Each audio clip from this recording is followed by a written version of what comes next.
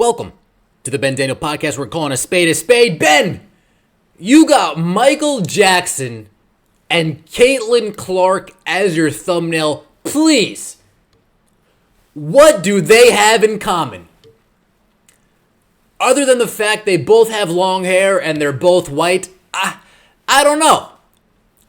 I don't know. But Michael Jackson, he's famous for the moonwalk, right? He's famous for making it look like he's going forward, but in reality, he's walking backwards. Kind of like the WNBA, right? Makes you feel, they want to make you think that they're moving forward, but in reality, as you peel back the curtains, for the last 20 years, they've been going backwards until Caitlin Clark. But that's not what we're talking about.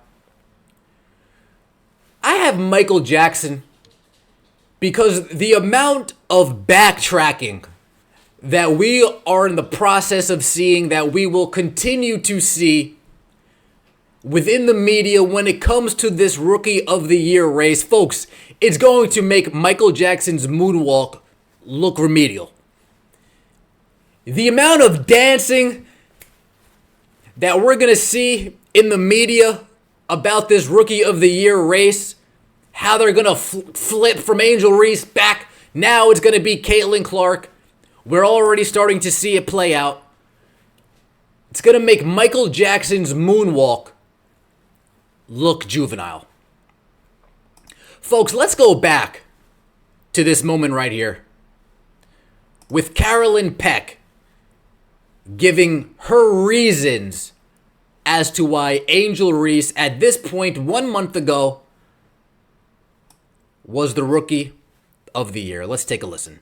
When you look at where the teams are, and I also went a little deeper and I looked at plus minus, and I also looked at net rating. Oof. And when you look at that, Angel Reese has to get the nod. Now, I know it's not a popular position to take because Angel Reese has to do the dirty work. I have said it's not sexy to have to battle and rebound inside and where you've got to do the blue-collar work. But this...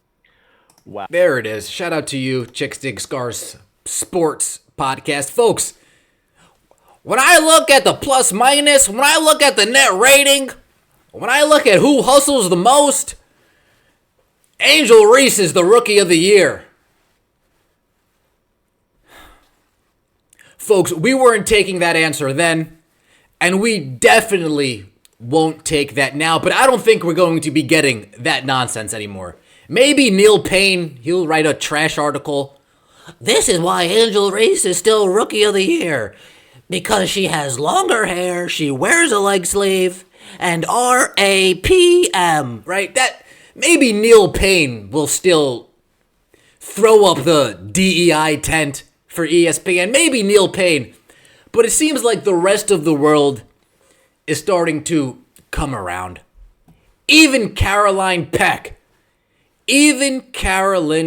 After the entire All-Star break, before Angel Reese dropped another double-double in a 20-point loss, they actually asked Carolyn, hey, Carolyn, who do you think's the Rookie of the Year right now? Who do you think is the Rookie of the Year?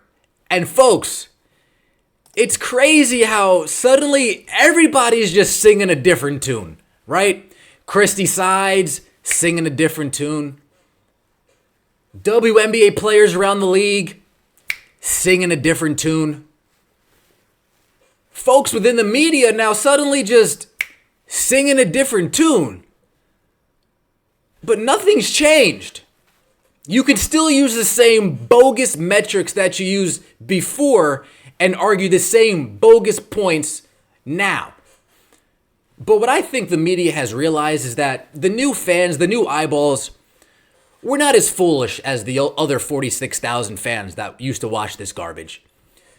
We actually have some things going on between our ears. So when you lie to us, when you just make up metrics, when you add this number divided by that number, square it by this, only to... You guys are insulting our intelligence, right? We've all watched basketball, some longer than others, but if you've been watching, you kind of just know this player is better than that player. I don't need to know anything else. Just look at him, right? This is Carolyn Peck only 2 days ago talking about the Rookie of the Year race now. Let's take a listen, shall we? Caitlin Clark is a big favorite to win Rookie of the Year, but some of the advanced analytics, of course, are favoring Angel Reese with the season that she's having. So Reese is 7-1 to win this award. Does Reese have a shot to actually do it, though? I think that she has a shot, but I think that really right now Caitlin Clark has that wrapped up. I already talked about the easier schedule that they have, and Chicago now is playing without Marina Mabry, who was traded to Connecticut. So now it's Chicago to have to figure out how they're going to play. So unless Angel Reese just does something absolutely incredible, like what? I think that it's probably going to be Caitlin Clark for Rookie of the Year. All right. Wow. It's probably going to be Caitlin Clark for Rookie of the Year. She is running away with it. Of course, she still had to appeal a little bit. Yeah, I mean, I guess she still has a shot, right? Yeah, I mean, I have a shot to get hit by a car today, right? I have a shot to get struck by lightning, right? There's always a shot, I guess. Very different. You can use the same advanced nonsense analytics then and apply it now. What, did the 19 assist game really change your mind that much? Did her going up against the Olympic team and beating them down in the All-Star game change your mind that much? Or did we finally realize, maybe we can't pull the wool over everybody's eyes anymore? Maybe this new type of fan, we need to at least insert some type of facts, some type of legitimate, rational thought process. Yeah. So shout out to you, Carolyn Peck, I guess. I guess. Do you mean it? I mean, it's the truth. This is probably paining you to speak the truth and not just lie to all of us. Yeah, but RAPM, yeah, but this, plus minus net rating. It's probably painful that you need to join us in reality, but shout out to you nonetheless for at least taking the shot to join us in reality. And I really should give some credit to Andrea Carter right after the All-Star game. She actually might have led this charge in the media renaissance. Folks, I'm not going to include Rebecca Lobo because Rebecca Lobo has always used her brain when talking about the WNBA. She's always been, yeah, Caitlin Clark's the Rookie of the Year. End of conversation. So much to the point where she needs to turn off her comments because all these haters and trolls just harass her for speaking the truth. So shout out to you, Rebecca Lobo. Don't worry. But Andrea Carter, in terms of the hater turned pro, Andrea Carter, you might have led this charge. Now, did you really hate Caitlin Clark? No. But you walk that fine line. And if I didn't pay attention, I wouldn't have noticed. But I pay attention. I notice you walking that fine line.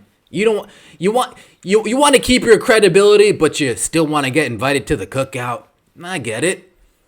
So this was Andrea Carter after the All-Star game, giving Caitlin Clark her props. This season, but I will say Caitlin has separated herself. I won't say she's solidified it, but she has separated herself. Caitlin's last 10 games, averaging 18 points, 14 assists, 6 rebounds. That is incredible. Those are MVP-like numbers. Of course, A'ja Wilson's running away with the MVP. I might say she's solidified that award, but for Caitlin, she has created separation with the chemistry that she has with her teammates. And think about this. I know a lot of people talk about Caitlin's turnovers. One, they come from excitement and trying to make a play. So I completely will take that and the turnovers with the plays that she's able to make. And I mentioned those last 10 games, Cass. Listen to this.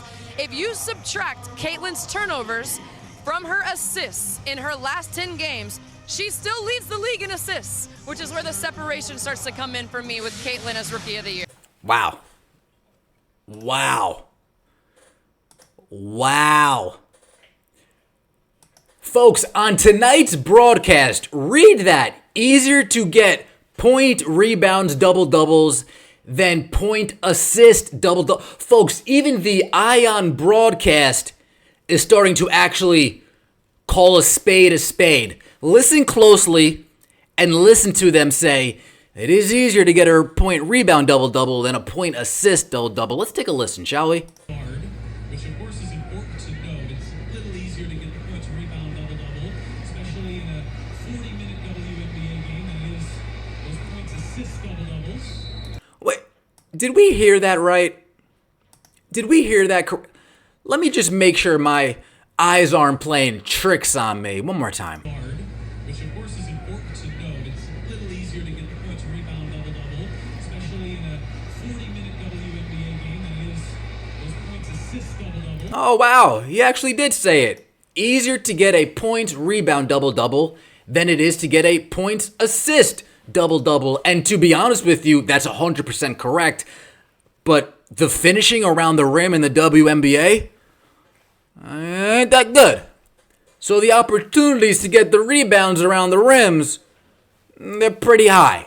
So to his point, it is easier to get a points rebound double-double than a points assist double-double. And we've already talked about the impressive numbers so far, 25 5 and 5s, 25 and 10s. I mean, we've already talked about that, right? One other person I want to talk about. Our friend Elle Duncan. But it's not Elle Duncan. She's, to her credit, she's always been kind of Caitlin Clark's Rookie of the Year. She came out the fans. I didn't really think she was coming at the fans. I'm more talking about Elle Duncan and her Cheryl Swoops fiasco. That's more my speed. But she did come out the fans. She took some heat. It is what it is. You called the fans out, and they just responded, to be fair. Stop gaslighting shit. Right? That's what you do at ESPN, though. You gaslight. It is what it is. But Elle Duncan's co-host said, this is over. This is over. This guy didn't apologize to Cheryl Swoops, clearly. Let's hear what he had to say, shall we? The number one headline, the prevailing headline is the Rookie of the Year race, and I don't even think it's close. Woo! I don't think it's going to be close. When you're talking about like second half success and player success, the Chicago Sky are only a couple of years removed from being WNBA. Oh, he's champions. going there. Yes, it's a completely different team, completely different makeup. Understand that. Candace Parker went home to win that WNBA title, but that was like within the last 4 years, right? They were a playoff team just one He's season talking about ago. organization structure. Right now, they are the 8th seed in the WNBA playoffs, and we're talking about an Indiana Fever team led by Caitlin Clark that hasn't made the playoffs since 2016. Woo! She wasn't even in college. Preach! At this point, right? So this predates her college hooping career. Damn. The Indiana Fever's WNBA playoff success, playoff appearance. So the fact that right now the Fever are the 7th seed in the WNBA playoffs, to me, boom, stop the count, stop the fight. She's the WNBA Rookie of the Year. This morning on SportsCenter, because the second half of the season started yesterday, we're taping this on a Thursday. She's the Rookie of the Year. Stop the count. Stop the cap. Stop the nonsense. Elle Duncan goes on, gives Angel Reese some flowers about her history, I guess, about her record-breaking numbers. But she finishes it saying, Caitlin Clark's Rookie of the Year. Folks, what did Asia Wilson say, right? Delayed, not denied. That's all it is. Took a while for you guys to come around, but delayed, not denied. Can we finally move on? Can we finally get past this? Or do I need to see everybody continue to lie, BS? Or can we finally just, it's okay to backtrack. It's okay to moonwalk into the truth. It's okay. I won't fault you for it. It's the Ben Daniel Podcast, where we're calling a spade a spade. Folks, the fact that this announcer said easier to get point rebounds double-doubles than point assist double-doubles, they never would have that guy might, if this happened a month ago, this guy wouldn't even have his job still. They would have said, dude, sit down. you're done here. The narrative is starting to change. You can't lie to us anymore. You can't, fabricate arguments anymore. I'm even seeing Angel Reese fans starting to say, I'm done living in Delusionville. I'm done living in La La Land. It's time. Caitlin Clark, I concede. You are Rookie of the Year. It's the Ben Daniel Podcast, where we're calling a spade a spade. I appreciate everybody for watching. Please let me know what you think in the comment section below. We will be in the venue tomorrow. Wire, please let them know how to get into the venue.